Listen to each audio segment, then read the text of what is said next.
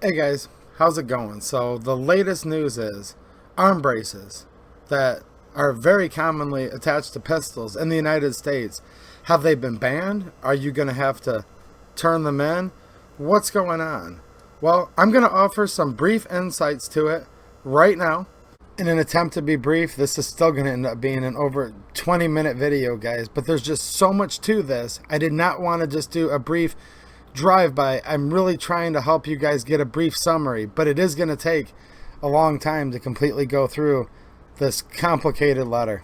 And then I'm going to follow up tomorrow night, which is Friday, on my live stream. This Friday and every Friday, 9:30 p.m. Eastern Time, I do a live stream, and we're going to go through this whole document then, because it's 16 pages long. But here, I'm just going to briefly go through it now that I've had time to read it. And yes, they have published a new document to the Federal Register. I'm going to show it to you in 1 second, and this is going to be opened up for a brief comment period that is going to be 14 days, presumably from tomorrow, which is the 18th of December, 2020. And if you think this video would help your friends, just get involved, know what's going on, because we don't want our friends and law-abiding citizens to potentially just become felons or have to give up lawfully owned property without at least putting in as good of a fight as we possibly can, right?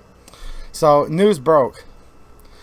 They're after our 80% polymer lowers, at least in the buy, build, shoot kit from Polymer 80, as I've discussed within the past week on this channel. Now it looks like they are going after the braces, which a lot of us expected that they'd be going after them, because Joe Biden said if he was elected president, the braces and the 80%ers would be top priorities. And him and Harris have actually met with the ATF a couple weeks ago to discuss top priorities, which includes these two exact items. I'm pretty ticked off, guys. Really. But let's try to stay cool and see if we can all fight this together. So we're going to take a look here. This was just put up on the Federal Register's website today. And this is from the Department of Justice. Bureau of Alcohol, Tobacco, Firearms, and Explosives. Objective factors for classifying weapons with stabilizing braces. These are the arm braces, the SB Tactical, so many different brands. These are in common use, and it looks like they're looking to make rapid changes, and they're looking to make it pretty quickly. Okay, so I skipped down. This is a long document. We'll go over more of it in the stream. But basically, here's what's going on, and we're going to go through this together for just a couple minutes.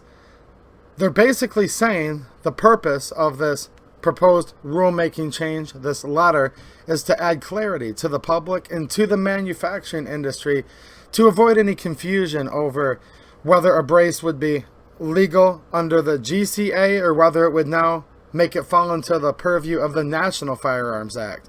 In other words, does a brace make it a short-barreled rifle, a short-barreled shotgun, or other types of more heavily regulated firearms?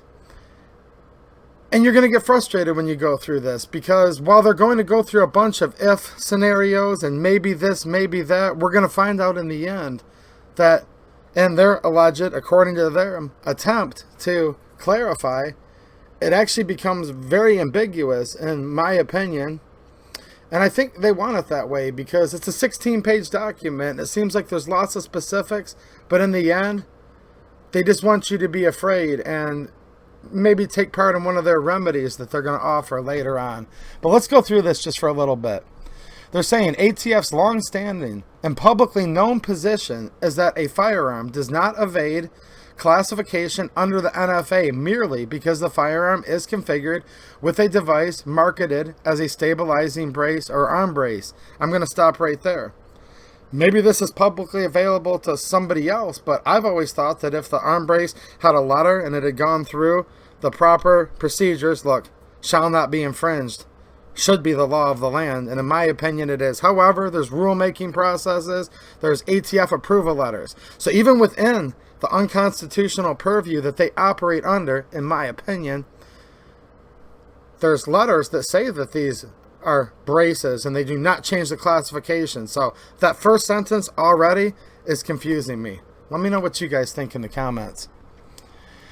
When an accessory and a weapon's objective design features taken together are not consistent with the use of the accessory as an arm brace, that is, not to stabilize a handgun when being operated with one hand, such weapon, configured with the accessory, may fall within the scope of the NFA, particularly where the accessory functions as a shoulder stock for the weapon. Accordingly, ATF must evaluate whether a particular firearm configured with a stabilizing brace bears the objective features of a firearm designed and intended to be fired from the shoulder, and thus subject to the NFA on a case-by-case basis. There it is.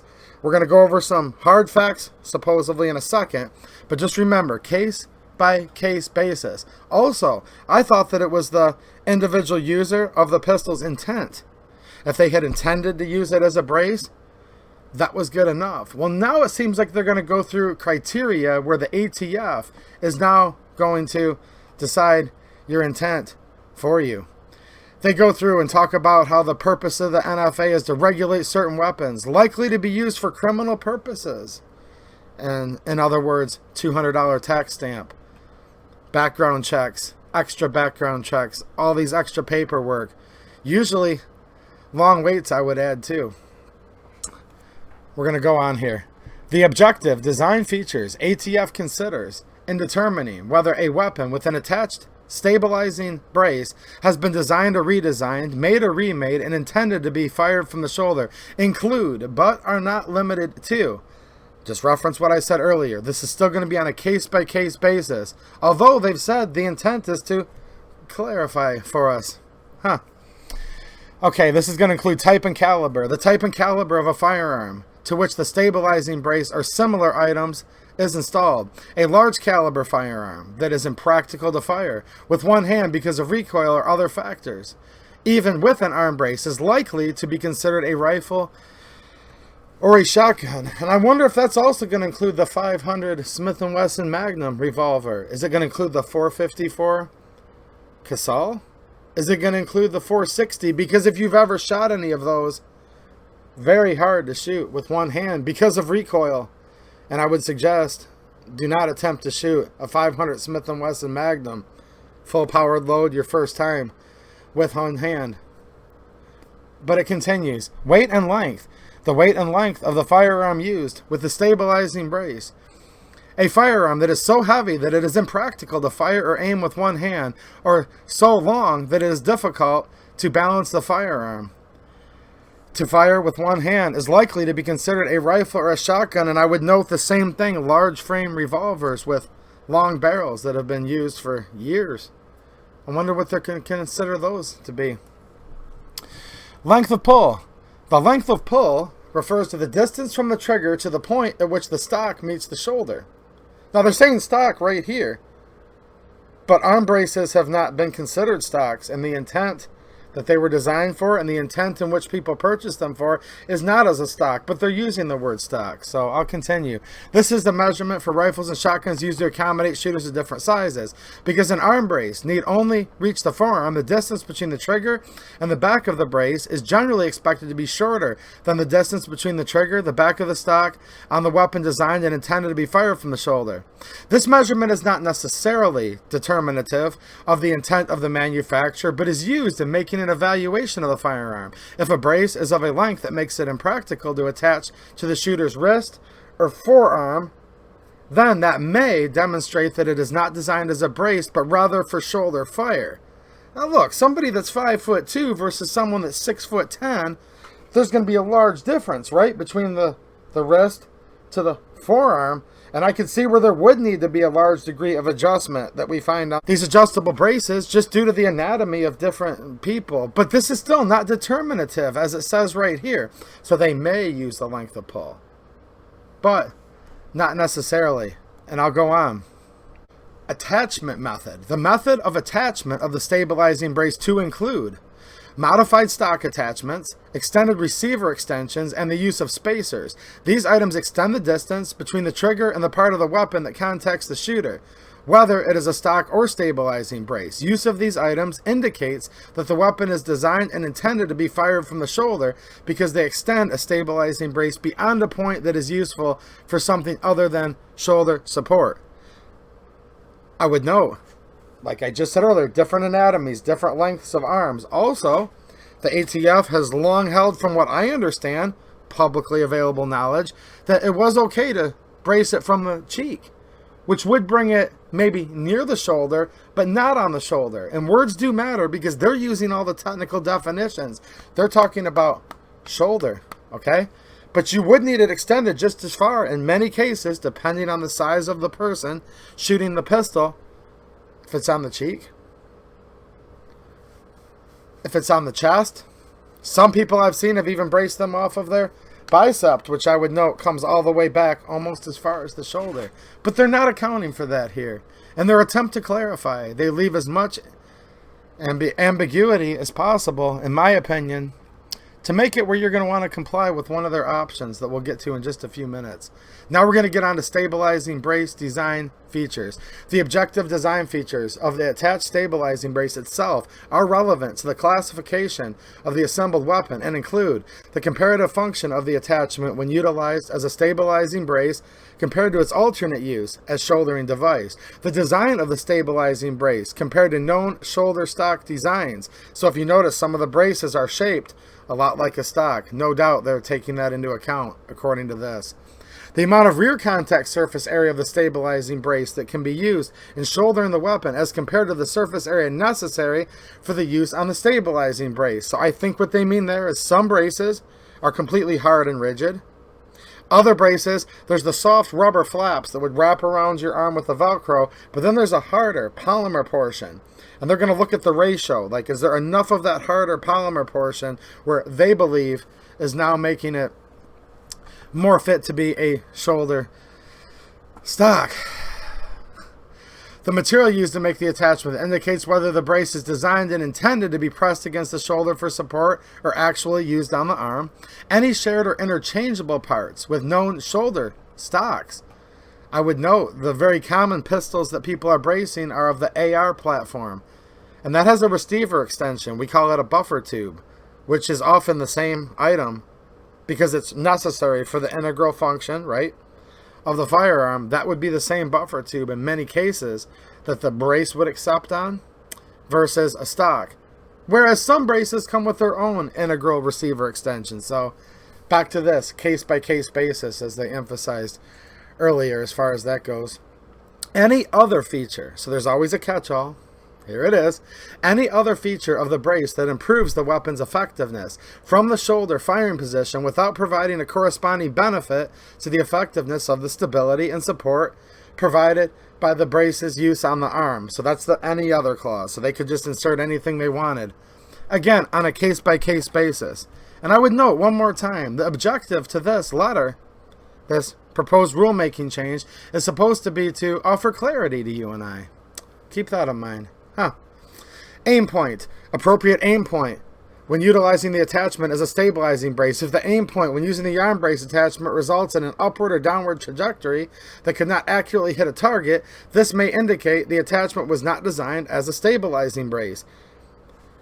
They're saying if it's strapped on or however it was intended and it makes it angle a certain way, but they also talk about the ability to accurately hit a target. It appears to me there could be, just by reading this, an accuracy test now. So if you can't hit the broadside of a barn, maybe you don't own a pistol after all.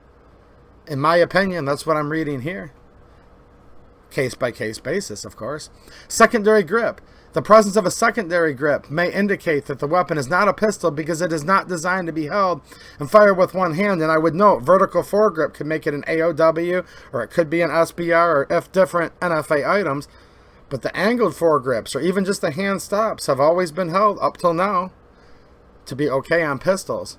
Now they're just saying secondary grip, period. They're no longer saying vertical. So I appear this is a catch-all to go after the angled grips, hand stops, anything that you could grasp on the front, which could include bipods, many things. There's a lot here, and they're leaving plenty of room for them to later interpret. Sights and scopes.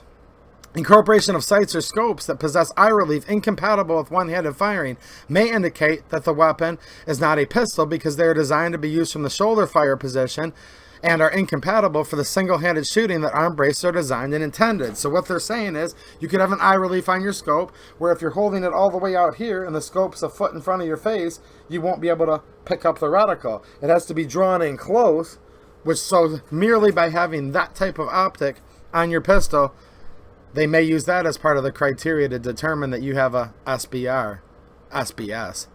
Peripheral accessories. It continues. Installation of peripheral accessories, commonly found on rifles or shotguns, that may indicate the firearm is not designed and intended to be held and fired with one hand. This includes, but is not limited to. Includes, but not limited to. You see where this is heading repeatedly?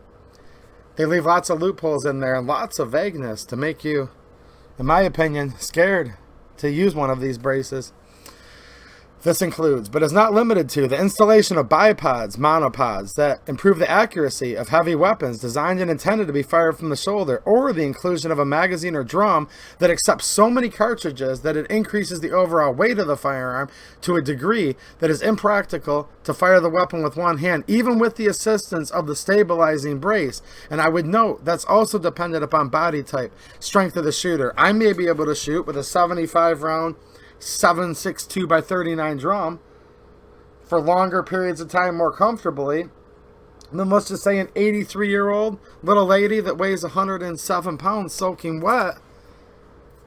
And it would be a shame if that would discriminate against her in her particular case.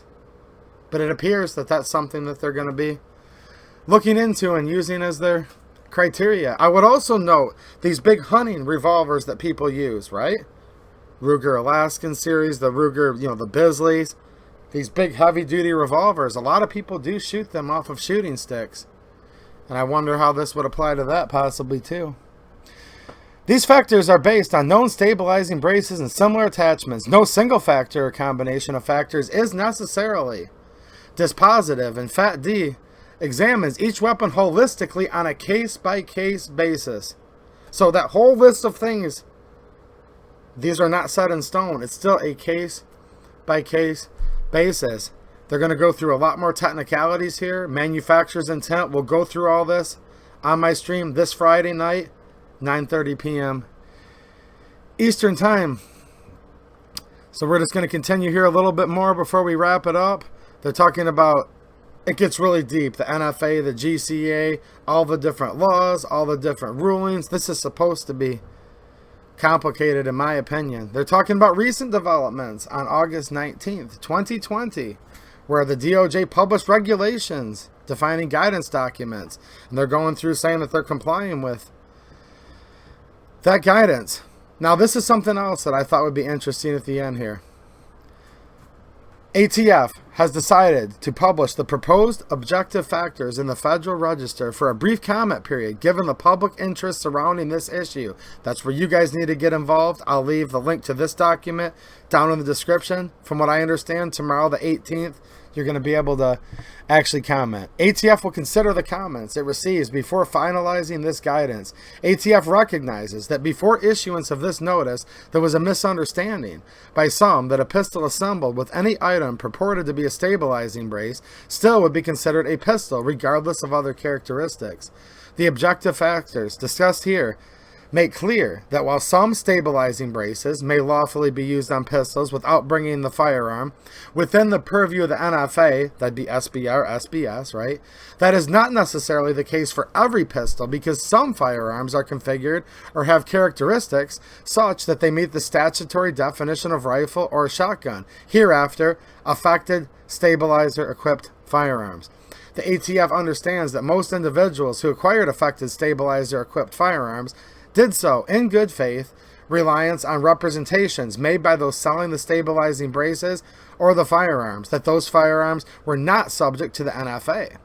Consequently, following issuance of this notice, ATF and DOJ plan to implement a separate process by which current possessors of affected stabilizer-equipped firearms may choose to register such firearms to be compliant with the NFA. As part of that process, ATF plans to expedite processing of these applications. So this is applying for a tax stamp, right? It normally costs $200. It normally takes a long time, but they're saying they're going to expedite it. And ATF have been informed that the Attorney General plans retroactively to exempt such firearms from the collection of NFA taxes if they were made or acquired prior to the publication of this notice in good faith.